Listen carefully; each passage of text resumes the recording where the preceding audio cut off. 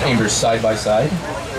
Both of these very large chambers are resting on very large black cylinders. Now, these black cylinders are connected to press rails that go some 80 feet into the ground. Now, one of these position right now, this large gate has already gone down underneath the canal floor. See, we're now going to drive right over top of it. At which time, the gate is then going to close behind us. Then the lock master thing I forgot to ask everyone as we pull into the chamber finally. Is there maybe anybody on board that's a little nervous of heights? Because it's too late. I got you.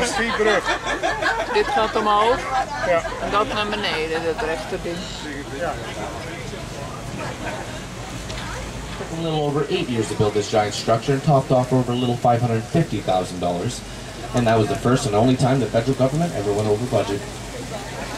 Well, maybe not the only time.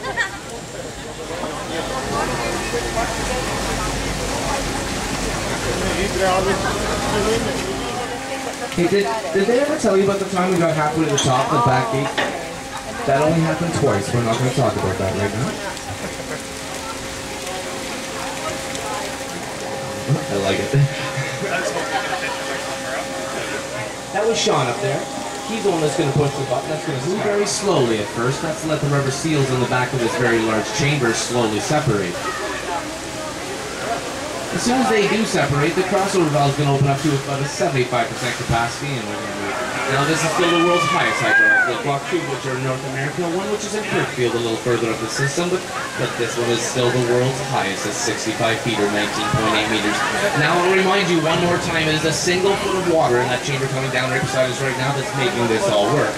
After they open the crossover valve, gravity does everything else. So essentially this is kind of like a giant teeter-totter. Now, an amazing feature about this is we can move boat traffic in 2 directions simultaneously using that one single foot of water. Although I think we're the only ones passing around through here right now.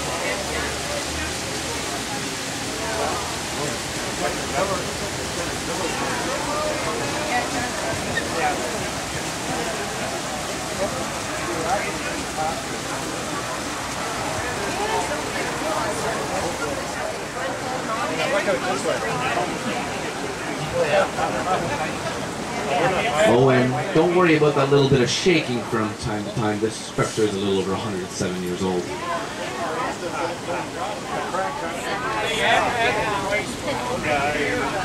Looks like he's got himself braced there.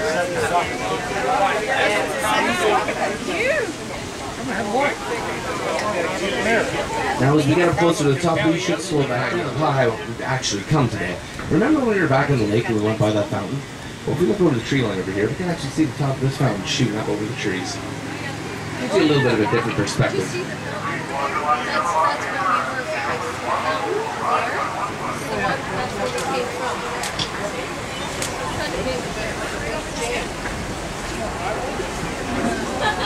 Now as this gate opens up in front of us, once again, it's going to charge us with an extra foot of water, and essentially it's going to give us an extra.